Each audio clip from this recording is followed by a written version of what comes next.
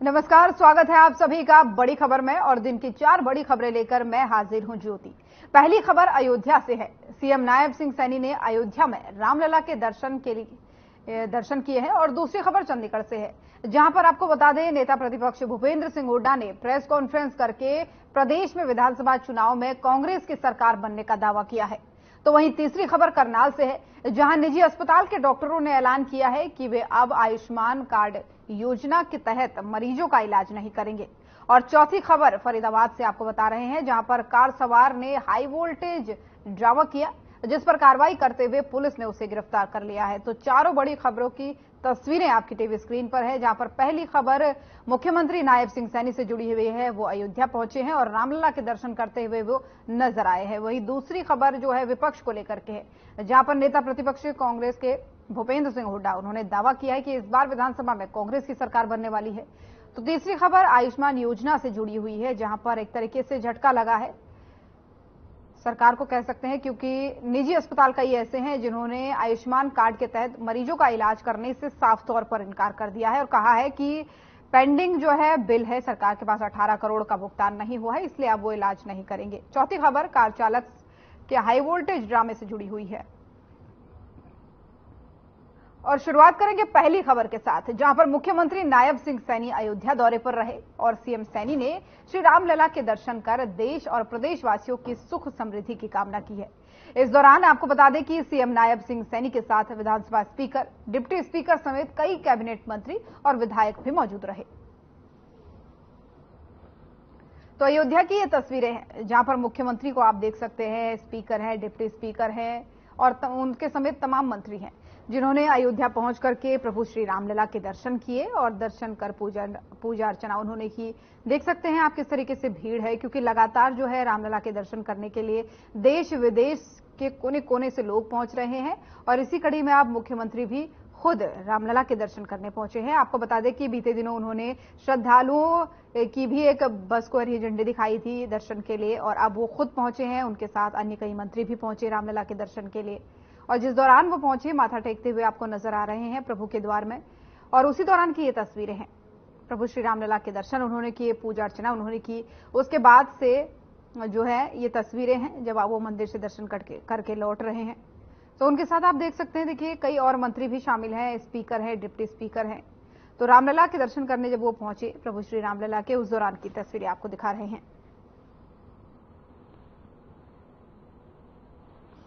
मुख्यमंत्री नायब सिंह सैनी हैं, तस्वीरों में आप देख सकते हैं, स्पीकर हैं, डिप्टी स्पीकर हैं, उनके साथ कई अन्य मंत्री भी हैं जो रामलला के दर्शन के लिए पहुंचे थे।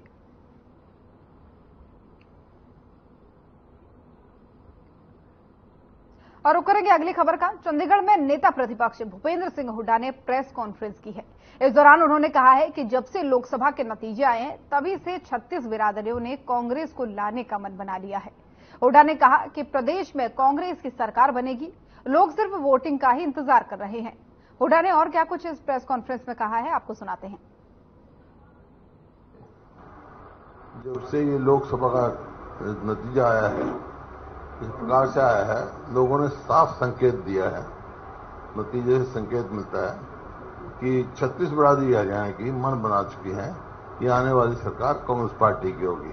और ऐसा ही रिस्पांस हर जहां पे हम जा रहे हैं सब मिल रहे हैं। बड़ा भारी जोश है कार्यकर्ताओं में और वो इंतजार कर रहे हैं कि चुनाव। देखिए, मैंने कहा आपको, कई दफा मैं कह चुका, इस सरकार की नीयत ठीक नहीं है। जब भी कोई पोस्ट एडवर्टाइज करते हैं, कोई ना कोई ऐसी अड़चनें डाल देते हैं जाके कोर्ट में रद्द हो जाए वो। इसी वास्ते ये कौशल रोजगार योजना जो है, इसमें ना तो मेरिट है, ना रिजर्वेशन है, ना पक्की नौकरी है। ये एक तो भ्रष्टाचार का अड्डा बना हुआ है और ये सरकार किसी को नौकरी देना ही नहीं चाहती। और यही कारण है कि ना तो डॉक्टर हैं, ना टीचर हैं पूरे, ना कर्मचारी हैं। देखिए, जब से ये लोग। तो विपक्ष ने प्रेस कॉन्फ्रेंस की है चंडीगढ़ में, भूपेंद्र सिंह हुड्डा नेता प्रतिपक्ष हैं, पूर्व मुख्यमंत्री हैं हरियाणा के। उन्होंने प्रेस कॉन्फ्रेंस की है और इस दौरान वो ये दावा करते नजर आए कि इस बार कांग्रेस की सरकार बनने जा रही है, क्योंकि बीते दिनों जब हमने लोकसभा चुनाव में देखा कि उसके परिणाम कांग्रेस के पक्ष में भी काफी हद तक आए थे, क्योंकि हरियाणा में जो है लगभग आधी आधी सीटों पर बंटवारा हुआ और इसको लेकर के अब विधानसभा को लेकर के कांग्रेस का दावा है कि उनकी सरकार बनने जा रही है।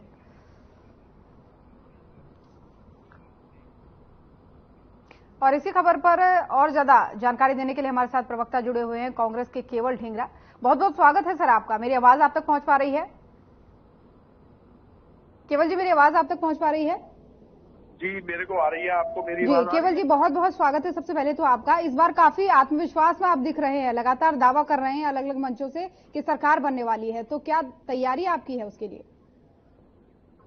देखिए, जिस तरीके से इस सरकार ने 9.5 साल के अंदर बीजेपी ने जो हरियाणा की दुर्गति की है, हर वर्ग को पीटने का काम किया है। कोई ऐसा वर्ग नहीं है जिसकी पिटाई नहीं हुई। आप किसान वर्ग ले लीजिए, कर्मचारी वर्ग ले लीजिए, आप पढ़ने वाले बच्चे ले लीजिए, कोई ऐसा वर्ग नहीं है जिसको छोड़ा हो इन्होंने। आज जो है हर जो लोग हैं वो त्रस्त है इस सरकार से, इस करके इसको चलता करने के लिए तैयार बैठे हैं। आप अगर हम कुछ भी देखें, हर बात पे झूठ बोल करके सरकार भागने का काम करती रही 9.5 साल तक। खट्टर साहब मुख्यमंत्री थे और जिस समय उनको ये पूछा गया कि आप हमारी नौकरी का क्या करेंगे, तो ये कहते हैं आपको चांद पे भेज देंगे। आप देखिए, इस तरीके से अगर मुख्यमंत्री ने 9.5 साल कोई काम ना किया हो प्रदेश की जनता के लिए, तो अब उनका जाना तय था, इसलिए वो जाएंगे। और उसका रिजल्ट आपने ये लोकसभा के अंदर देख भी लिया। ये करीबन 5 सीटों पर, जो 0 सीट थी कांग्रेस की, अब 5 सीटों पे आ गई। और जो हमें मत मिला वो सारे प्रदेशों के ऊपर 47.62% जो है वोट परसेंटेज कांग्रेस को मिला, सबसे सर्वाधिक हरियाणा को मिला। तो इससे आपको ये प्रतीत होता है कि जो हर वर्ग है वो परेशान था और अब इनका जाने का टाइम है। और कांग्रेस समझ रही हूँ ढींगरा जी आपकी बात को। वोट प्रतिशत आपका अच्छा बढ़ा है हरियाणा में और सीटें भी आपको 5 मिली है, लेकिन इससे ये कैसे कहा जा सकता है कि आने वाले समय में 70 पार आपकी सीटें जाएंगी? ये तो इस चीज का प्रमाण तो नहीं है। हाँ, ये जरूर मान सकते हैं कि आपकी मेहनत काफी रंग लाई है इस बार। खैर, मैं इस पर जवाब ले लेती हूँ एक बार, क्योंकि बीजेपी के प्रवक्ता भी हमारे साथ जुड़ चुके हैं, सत्यव्रत शास्त्री जी। बहुत बहुत स्वागत है सर आपका। मेरी आवाज आप तक पहुंच पा रही है? हाँ जी, धन्यवाद। शास्त्री जी, इस बार कांग्रेस पूरे दमखम के साथ कह रही है कि हमारे लोकसभा चुनाव में अच्छी सीटें हमें मिली है, तो इसलिए हम विधानसभा चुनाव में सरकारें बनाने जा रहे हैं। खुद भूपेंद्र सिंह हुड्डा कह रहे हैं कि 36 बिरादरियों ने इस बार मन बना लिया है, बस इंतजार है तो वोटिंग का। तो इंतजार तो खत्म हो लिया, पीछे इंतजार आया था नहीं। अब वोट तो पड़े महीना ही तो हुआ है। महीने भर पहले 36 पार्टियों का कुनबा जोड़कर इन्होंने जो प्रयास किया वो कहां तक पहुंचे, और वो 36 कुनबे नरे लड़ेंगे। हुड्डा साहब भी कह रहे हैं कि भाई हमारा तो लोकसभा में संबंध था, अब नहीं है। तो वो वोट जो उनका वोट शेयर मिला था उनको, तो वो हुड्डा साहब को मिलेगा कि उनको मिलेगा? ढींगरा जी बड़ी बड़ी बात कर रहे हैं कि झूठ बोला। अरे 50 साल तक तो भाई जी आपने झूठ बोल बोल के इस देश को लूटा कसूटा। आपको 10 साल में झूठ लगने लगी।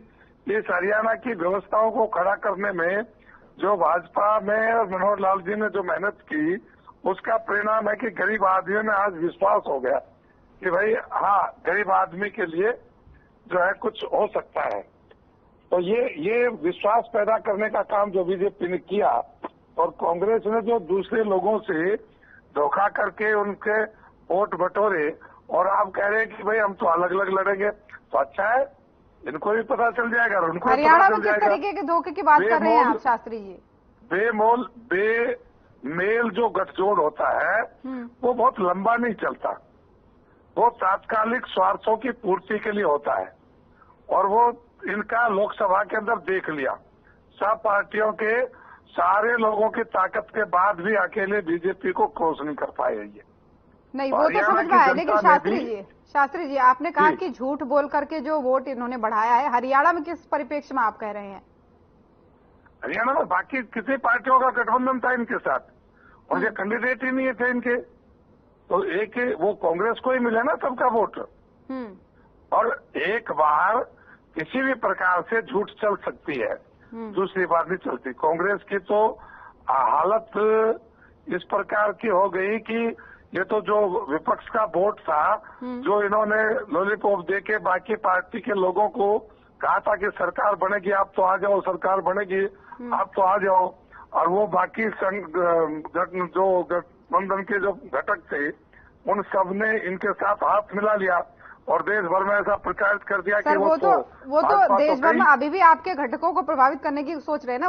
वो इस बात को बार बार कह रहे हैं कि भाई ये ज्यादा टिकेगी नहीं सरकार, वो बार बार यही कह रहे हैं। राहुल गांधी यही कह रहे हैं, उनके तमाम बड़े नेता यही कह रहे हैं। खैर मैं आपसे जवाब लूंगी आगे। शास्त्री जी हमारे साथ केवल ढींगरा जी बने हुए हैं। केवल जी, जवाब आपने सुना, वो कह रहे हैं कि आप कहते रहिए, एक बार आपने झूठ बोल करके वोट ले लिए तो दूसरी बार ऐसा थोड़ी होने वाला है। देखिए, हम झूठ कहाँ बोल रहे हैं, हम तो सच को प्रेजेंट कर रहे हैं जो कि आज परिस्थितियां हैं। आपने देखा होगा 9.5 साल किसानों का क्या हाल हुआ।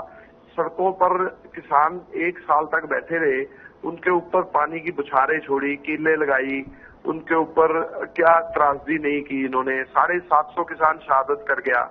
उसके बाद इन्होंने कर्मचारियों, एक पंचकूला का बॉर्डर बना हुआ है जिसके ऊपर हर कर्मचारी वर्ग की लाठियों से स्वागत हुआ, उनकी सिर फोड़े गए, उनके साथ क्या नहीं किया। देखिए ढींगरा जी, ये चीज तो समझ आ गई, ये तो कांग्रेस वाले करते हैं। खैर वो पक्ष विपक्ष का काम है दूसरे की खामी गिनाना। लेकिन आपकी ऐसी क्या खूबियां हैं कि आने वाले समय में आप लोगों को उन मुद्दे को लेकर के जाएंगे ना। बात तो अभी विधानसभा चुनाव की हो रही है, तो आपके पास मेन ऐसे कौन से मुद्दे हैं जिनको लेकर के आप लोगों के बीच में जाने वाले हैं? हमने 10 साल हुड्डा साहब के नेतृत्व में सौहार्द का वातावरण 10 साल तक सरकार का दिया था, और अब जो आने वाला टाइम है उसके बीच में भी सबसे पहले जो गृहिणियां हैं उनके लिए सिलेंडर को जो है वो सस्ता करेंगे। जो महंगाई बेरोजगारी से लोग परेशान हैं उसको 500 रुपए करने का काम कर देंगे।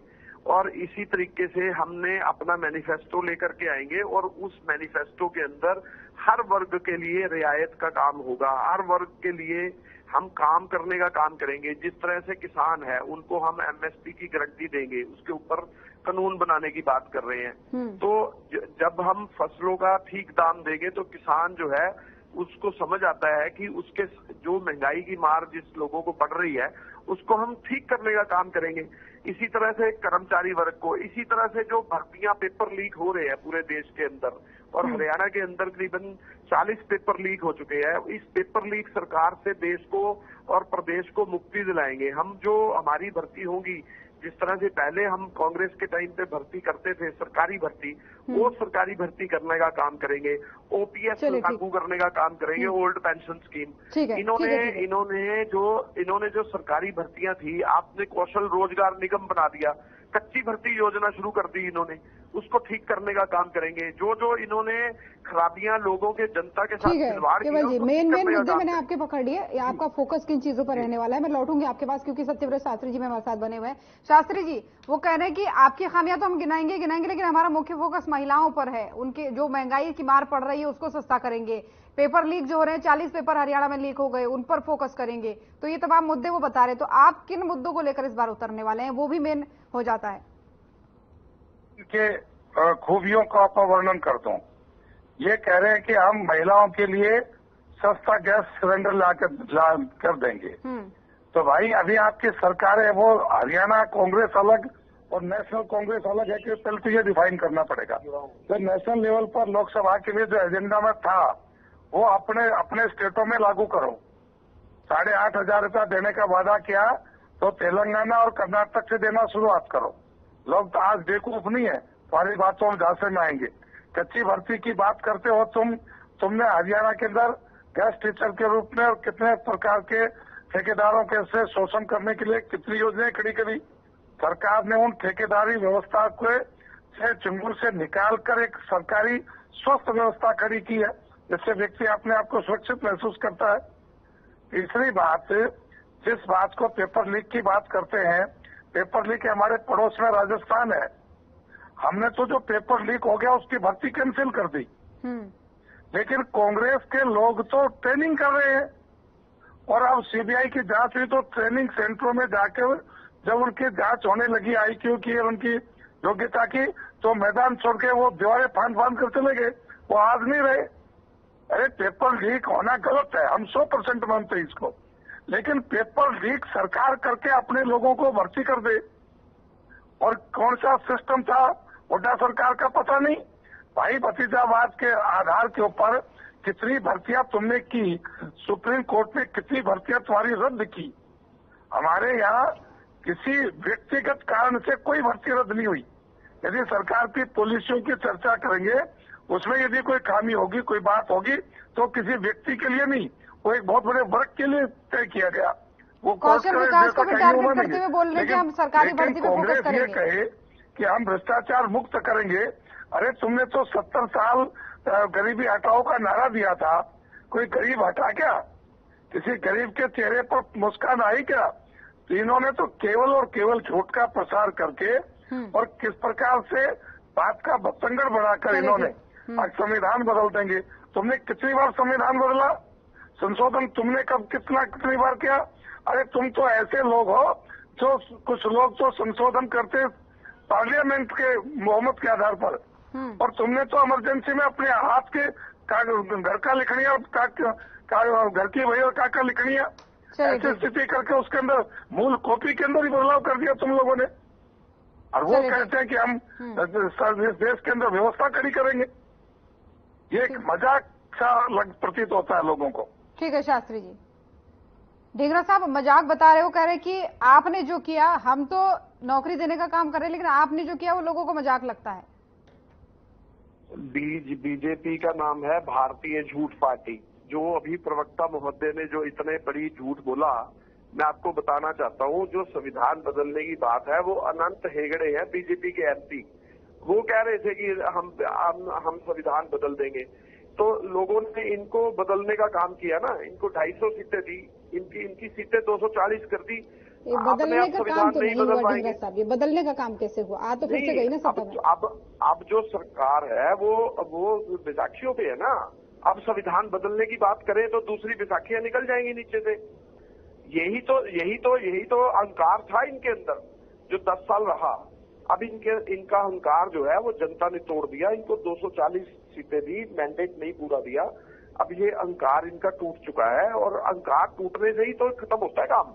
अब हरियाणा के अंदर भी क्या था, पिछली बार 47 सीटें आई थी, उसके बाद 40 रहेगी। अब इस बार इस चुनाव के अंदर 10 दहाई का आंकड़ा 10 से ऊपर नहीं पार करेंगे। आप देखिएगा 10 से ऊपर नहीं पार करेंगे, और फिर भी अहंकार इतना ही बड़ा रहेगा जितना अब है। और अच्छा, आप तो इस बार 70 पार का टारगेट रख रहे हैं, लग रहा है 70 पार सीटें आ जाएंगी हरियाणा में। सवाल हम टारगेट नहीं रखते। हम कभी भी किसी जगह पे ये नहीं कहते हम इतनी पार कर जाएंगे। हमें कैसी बात कर रहे हैं आप? उदयवान जी कह रहे हैं, हुड्डा साहब कह रहे हैं, आप कह रहे हैं कि हम टारगेट नहीं रखते। बिल्कुल ठीक कह रहे हैं। मैं आपको कह रहा हूँ ये दहाई का आंकड़ा नहीं पार करेंगे तो बाकी जनता सीटें फिर किसको देगी? एक ही पार्टी है कांग्रेस, बीजेपी के विरोध में, वो कांग्रेस है। बाकी पार्टियां तो है ही नहीं। क्यों क्षेत्रीय पार्टी को कुछ नहीं मानते क्या? सारी सीट है ही नहीं ना। जेजेपी का तो उनकी लड़ाई नोटा से है, और जो आईएनएलडी है उनका एक एमएलए है। जो हालात ओम प्रकाश चौटाला ने और बीजेपी ने मिलकर हरियाणा की थी, वही हालात से वो 0 पे गए। अब बीजेपी की बारी है 0 पे जाने की। ओम प्रकाश चौटाला और बीजेपी भी इकट्ठे मिले हुए थे, और ये भी इकट्ठे मिले हुए हैं अभी भी। जेजेपी और बीजेपी अभी सब इकट्ठे मिले हुए हैं। ये सभी के सभी इनको लोग समझ गए, इनका जाने का टाइम आ गया, कांग्रेस के आने का टाइम आ गया। 2 महीने और रुकिए, देखिए आप क्या होता है। बड़ी बात आपने कह दी कि दहाई का आंकड़ा भी पार नहीं करेंगे। खैर मैं जवाब जरूर लेती, लेकिन समय की थोड़ा सा पाबंदी है। बहुत बहुत धन्यवाद आप दोनों मेहमानों का हमारे साथ जुड़ने के लिए इस चर्चा में। तो चलिए रुक करते हैं हम अगली खबर का। केंद्र सरकार की मुफ्त इलाज की आयुष्मान योजना को बड़ा झटका लग सकता है। दरअसल प्राइवेट डॉक्टर्स ने आयुष्मान कार्ड धारक मरीजों का इलाज करने से इनकार कर दिया है। यहां उन्होंने ऐलान किया कि आगामी 1 जुलाई से प्राइवेट अस्पतालों में आयुष्मान कार्ड से इलाज करना बंद कर दिया जाएगा। तो ये एक बड़ा झटका हो सकता है आने वाले समय में। और पूरा मामला जो है, योजना के तहत हुए इलाज का करीब 18 करोड़ बिल का सरकार ने भुगतान नहीं किया है, जिसको लेकर के जिला इंडियन मेडिकल एसोसिएशन करनाल के सदस्य उपायुक्तों ने भी मुलाकात करने यहां पर ये पहुंचे हैं।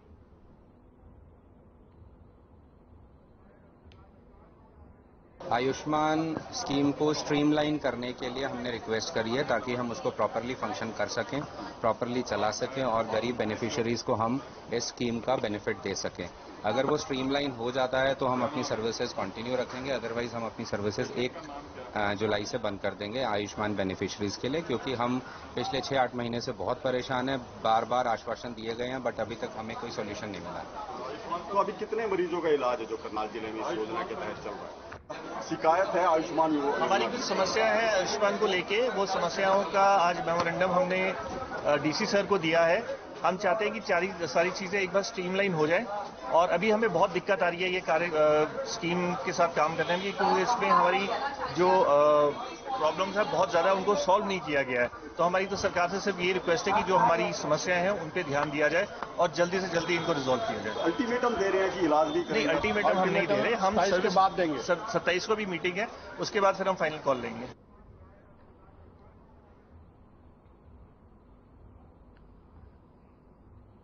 और फरीदाबाद के बल्लभगढ़ में जहां पोस्ट चालान कर रहे ट्रैफिक पुलिस के एएसआई को कार चालक ने घसीटा। दरअसल कार चालक बीच सड़क पर कार खड़ी करके सवारी भर रहा था।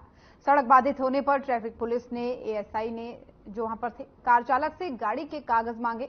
तभी कार चालक और ट्रैफिक पुलिसकर्मी की आपस में बहस हो गई और कार चालक नशे की हालत में था, जिसने कार से पुलिसकर्मी को टक्कर मार दी। फिलहाल आरोपी को पुलिस ने गिरफ्तार भी कर लिया है। पहले बल्लभगढ़ में एक बड़ा हादसा होते होते टला कि मैं आपको बता दूं कि ट्रैफिक के मुलाजिम जो है पोस्टल चालान कर रहे थे और चालान के दौरान जब एक ड्राइवर से जो है चालान के बारे में यानी कि कागज के लिए पूछा गया तो कहीं ना कहीं उस जो ड्राइवर था उसने जो है दारू पी रखी थी और कहीं ना कहीं ट्रैफिक पुलिस जो मुलाजिम है उससे कहीं ना कहीं बहसाबाजी यहाँ पर करते हुए नजर आए और कहीं ना कहीं जब कागज डॉक्यूमेंट्स मांगे तो उसने जो है वो गाड़ी इतनी तेज चलाई कि उस मुलाजिम को जो है वो घसीटता हुआ ले गया। और वो गाड़ी अभी भी मैं बता सकता हूँ कि वो गाड़ी राजस्थान नंबर गाड़ी है और आप इस गाड़ी को देख सकते हैं। ये गाड़ी वही गाड़ी है जो आप जो तस्वीरों में आप बार बार देख रहे हैं कि एक मुलाजिम को घसीटते हुए ये गाड़ी ले जा रही है और ड्राइवर जो है वो कहीं ना कहीं पूरी तरीके से नशे में था और जो है वो उसके खिलाफ जो है वो कहीं ना कहीं उसको काबू में कर लिया, पकड़ लिया, लेकिन गाड़ी भी बरामद कर ली। लेकिन अभी तक की बात की जाए तो कहीं ना कहीं जब कुछ कहीं ना कहीं कोई कानूनी कार्रवाई करने के बाद जो है उसको छोड़ दिया गया। लेकिन जब खबर चली और कहीं ना कहीं खबर का इतना असर हुआ कि आखिरकार जो बड़े अधिकारी है उन्होंने जो है गाड़ी को बरामद जो है वो करने की बात कही और कहीं ना कहीं जो ड्राइवर है उसको भी अरेस्ट करने की बात कही गई है। लेकिन जब बात की जाए तो थाना इस समय हम बल्लभगढ़ के थाना में जो है मौजूद है और अभी तक जो है फिलहाल जो है वो गाड़ी बरामद कर ली है, लेकिन ड्राइवर अभी भी फरार है और मुकदमा यहाँ पर दर्ज कर लिया गया है। फरीदाबाद से हर खबर के लिए मोनू पांचाल। तो बड़ी खबर देख रहे थे आप। बुलेटिन में फिलहाल इतना ही। नमस्कार।